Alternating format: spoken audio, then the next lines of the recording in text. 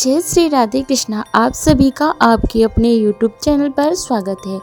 आइए आज आप सब सुनेंगे विनायक चतुर्थी गणेश चतुर्थी व्रत की कथा। प्रत्येक माह के कृष्ण पक्ष और शुक्ल पक्ष की चतुर्थी तिथि के दिन गणेश चतुर्थी का व्रत धारण किया जाता है। कृष्ण पक्ष में पड़ने वाली चतुर्थी को संकष्टी चतुर्थी और शुक्ल पक्ष में पड़ने वाली चतुर्थी को विनायक चतुर्थी के नाम से जाना जाता है। यह व्रत भगवान गणेश की प्रसन्नता के लिए धारण किया जाता है। इसे धारण करने से व्यक्ति के सभी प्रकार के दुख और संकट दूर होते हैं तथा भगवान गणेश जी की कृपा से सभी प्रकार के सुख और समृद्धि की प्राप्ति होती है। इस दिन विशेष प्रकार से भगवान गणेश जी के साथ चौथ माता की पूजा करनी चाहिए और फिर चंद्रोदय होने पर चंद्र देवता को कच्चे दूध का या जल का अर्घ्य प्रदान करना चाहिए। इसके बाद व्रत पूर्ण माना जाता है। जो भी विनायक चतुर्थी का व्रत धारण करने वाले हैं उन्हें चाहिए कि इस दिन ब्रह्म मुहूर्त में उठ करके नित्य क्रियाओं से निवृत्त होकर के स्नान आदि करके शुद्ध वस्त्र धारण करके व्रत के लिए संकल्प ले। भगवान गणेश जी से प्रार्थना करें कि हे भगवान गणेश, आज मैं विनायक चतुर्थी के उपलक्ष्य में व्रत धारण करने जा रहा हूँ या करने जा रही हूँ। इस प्रकार से भगवान से कहे। आपके मन में जो भी इच्छा हो, जो भी कामना हो, वह भगवान से कहे और अपने नाम तथा गोत्र का उच्चारण करते हुए संकल्प ले। इसके बाद दिन भर उपवास रहते हुए व्रत को धारण करें। जो उपवास नहीं रह पाते हुए जिनका स्वास्थ्य सही ना हो तो आप एक समय फलाहार ग्रहण करके व्रत को धारण कर सकते हैं। विनायक चतुर्थी के व्रत में जो कि दोपहर के समय में अभिजीत मुहूर्त के समय में आप पूजन का कार्य संपन्न कर सकते हैं, क्योंकि इस दिन सुबह में ही चंद्रोदय होता है और रात्रि में चांद उगने पर चंद्रास्त होने से पहले ही चंद्र देवता को कच्चे दूध का या जल का अर्घ्य प्रदान करें। इस दिन भगवान गणेश जी के साथ चौथ माता का पूरे विधि विधान के साथ गंध पुष्प धूप दीप आदि से पूजा करनी चाहिए। भगवान गणेश जी को दुर्वादल अर्पित करें, उन्हें सिंदूर चढ़ाएं, विशेष करके लड्डू मोदक आदि का भोग लगाएं।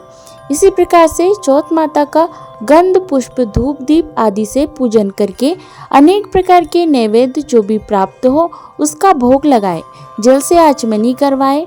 मुख शुद्धि के लिए पान पत्र सुपारी लौंग इलायची के साथ में अर्पित करें।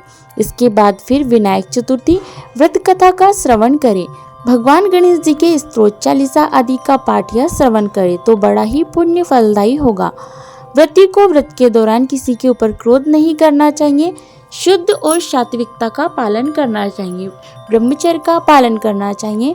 तामसिक वस्तुओं का, नशीले पदार्थों का सेवन बिल्कुल भी नहीं करना चाहिए। पूर्ण भक्ति भाव के साथ भगवान गणेश जी का पूजन करें।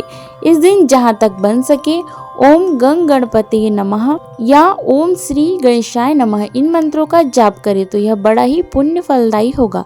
तो आइए सुनते हैं विनायक गणेश चतुर्थी व्रत की कथा। तो बोलिए प्रेम से भगवान गणेश की जय, सभी देवी देवता की जय। एक बार भगवान शिव तथा माता पार्वती नर्मदा नदी के किनारे बैठे थे। वहां पर माता पार्वती ने भगवान शिव से समय व्यतीत करने के लिए चौपड़ खेलने का कहा। भगवान शिव चौपड़ खेलने के लिए तैयार हो गए, परंतु इस खेल में हार जीत का फैसला कौन करेगा, यह प्रश्न उनके समक्ष उठा। तो भगवान शिव ने कुछ दिन के एकत्रित कर उनका एक पुतला बनाकर उसकी प्राण प्रतिष्ठा कर दी और पुतले से कहा कि बेटा, हम चौपड़ खेलना चाहते हैं, परंतु हमारी हार जीत का फैसला करने वाला कोई नहीं है, इसलिए तुम बताना कि हम दोनों में से कौन हारा और कौन जीता। इसके बाद भगवान शिव और माता पार्वती का चौपड़ खेल आरंभ हो गया। यह खेल करीब 3 बार खेला गया और संयोग से तीनों बार माता पार्वती की जीत हुई। खेल समाप्त होने के बाद बालक से हार जीत का फैसला करने के लिए कहा गया तो उस बालक ने भगवान शिव महादेव को ही विजय बताया। यह सुनकर माता पार्वती अत्यंत क्रोधित हो गई और क्रोध में उन्होंने बालक को लंगड़ा होने का और कीचड़ में पड़े रहने का श्राप दे डाला। बालक ने माता पार्वती से माफी मांगी और कहा कि हे माता, यह मुझसे अज्ञानतावश हो गया है, मैंने किसी द्वेष भाव से ऐसा नहीं किया। बालक द्वारा क्षमा याचना मांगने पर माता ने कहा कि यहाँ गणेश पूजन के लिए नाग कन्याएं आएगी, उनके कहे अनुसार तुम गणेश जी का व्रत करो, ऐसा करने से तुम मुझे प्राप्त कर पाओगे। यह कहकर माता पार्वती शिव के साथ कैलाश पर चली गई। 1 वर्ष के बाद उस स्थान पर नाग कन्याएं आई। तब नाग कन्याओं से श्री गणेश जी के व्रत की विधि मालूम करके उस बालक ने 21 दिनों तक लगातार गणेश जी का व्रत किया। उसकी श्रद्धा से गणेश जी प्रसन्न हुए और उन्होंने बालक को मनोवांछित फल मांगने के लिए कहा। उस पर बालक ने कहा कि हे विनायक, हे विघ्नहर्ता गणेश, मुझ में इतनी शक्ति दीजिए कि मैं अपने पैरों पर चलकर अपने माता पिता के साथ कैलाश पर्वत पर पहुंच सकूं और वे यह देखकर प्रसन्न हो। तब बालक को वरदान देकर भगवान गणेश जी वहां से अंतर ध्यान हो गए। इसके बाद वह बालक कैलाश पर्वत पर पहुंच गया और कैलाश पर्वत पर पहुंचने की कथा उसने भगवान शिव जी को सुनाई।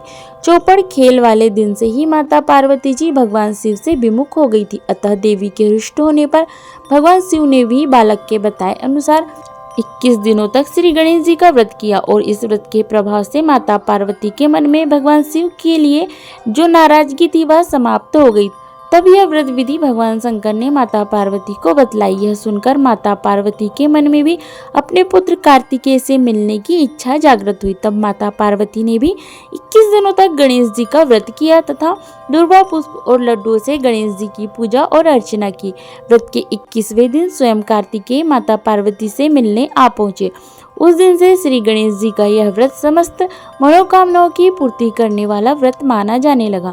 इस व्रत को करने से मनुष्य के सारे कष्ट दुख दूर हो जाते हैं, मनुष्य को समस्त सुख सुविधाओं की प्राप्ति होती है। तो बोलिए प्रेम से गणेश भगवान की जय। चौथ माता की कहानी। तो बोलिए प्रेम से चौथ माता की जय।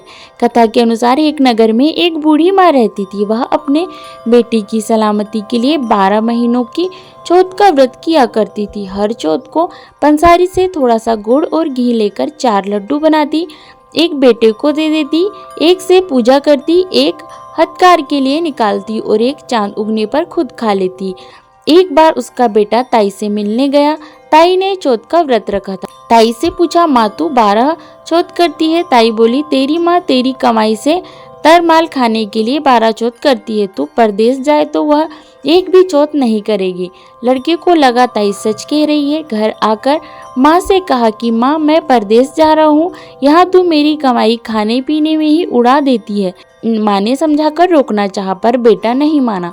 माँ ने उसे साथ ले जाने के लिए चौथ माता की आंखें दे दी और कहा मुसीबत में यह आंखें तेरी मदद करेगी। वह आंखें लेकर वहां से रवाना हो गया। घूमते हुए एक नगर में जा पहुंचा। उसने देखा एक बूढ़ी माँ रोती जा रही थी और पुआ बनाती जा रही थी। उससे कारण पूछा तो बूढ़ी ने कहा कि बेटा इस नगर की पहाड़ी में एक दैत्य रहता है। पहले वह नगर में आकर कई लोगों को खाने के लिए मार देता था। अब राजा हर घर से एक आदमी दैत्य के पास भेजता है और आज मेरे बेटे की बारी है, इसलिए मैं रो रही हूँ और उसी के लिए पुए बना रही हूँ।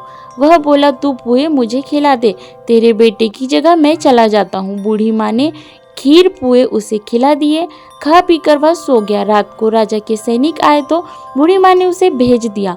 दैत्य के सामने पहुंचने पर उसने चौथ माता की आंखें दैत्य की तरफ फेंक कर कहा कि हे चौथ माता, यदि मेरी माँ मेरी सलामती के लिए व्रत करती है तो दैत्य का सिर कटकर गिर जाए। तुरंत दैत्य का सिर कट गया। लड़का वापस आ गया। राजा ने उसे उपहार देकर वहां से विदा किया। चलते हुए एक दूसरे राजा के नगर में वह जा पहुंचा। इस राज्य में आवा तभी पकता था जब एक इंसान की बलि दी जाती थी। सिपाहियों ने उसे पकड़ लिया और आवे में चुन दिया। लड़के ने आंखें आवे में डाले और कहा कि हे चौथ माता, यदि मेरी माँ मेरे लिए व्रत करती है तो आवा मेरी बलि के बिना ही झट से पक जाए। आवा तुरंत पक गया। आवे में से मिट्टी की जगह सोने चांदी के बर्तन निकले। अंदर से लड़का बोला, बर्तन धीरे धीरे निकलना, मुझे लग नहीं जाए। राजा ने उसे निकलवाया और पूछा कि इस आवे में तुम कैसे बच गए? लड़के ने बताया कि उसकी माँ चौथ माता का व्रत करती है, व्रत के कारण ही वह बच पाया। राजा को विश्वास नहीं हुआ। उसने एक चांदी की सुराही मंगवाई और कहा कि तुम सुराही की नली से निकलकर दिखाओ, तभी मुझे विश्वास होगा। लड़के ने चौथ माता को याद करके आंखें सुराही में डाल दी और कहा कि मैं भंवरा बनूं, सुराही से निकलूं। लड़का भंवरा बनकर सुराही से निकल गया। राजा ने खुश होकर राजकुमारी की शादी उसके साथ करवाई और सभी लोग को चौथ माता का व्रत करने का कहा। उसे माँ की याद आई। उसने राजा के पास जाकर खुद के नगर जाने की इच्छा जाहिर की। राजा ने रथ, घोड़ा, हाथी और खूब सारा दान दहेज देकर उन्हें विदा कर दिया।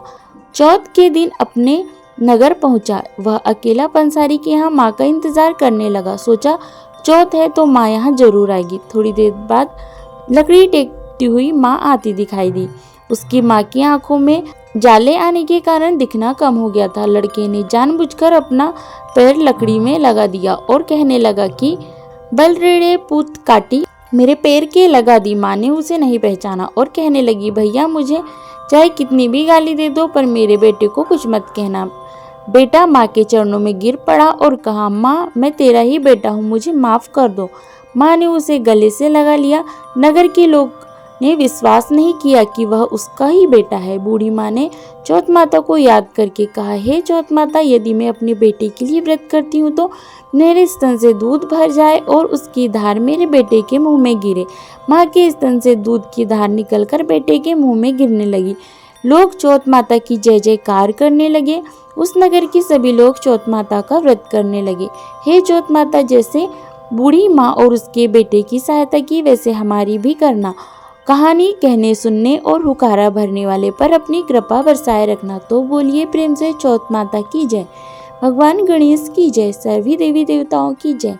तो आशा करती हूँ जानकारी आपको अच्छी लगी होगी। इसी प्रकार से ज्ञानवर्धक जानकारियाँ प्राप्त करते रहने के लिए, व्रत पूजा के बारे में जानने के लिए, कथा सुनने के लिए अगर आप चैनल पर पहली बार आए हैं तो चैनल को लाल बटन दबा करके सब्सक्राइब करें।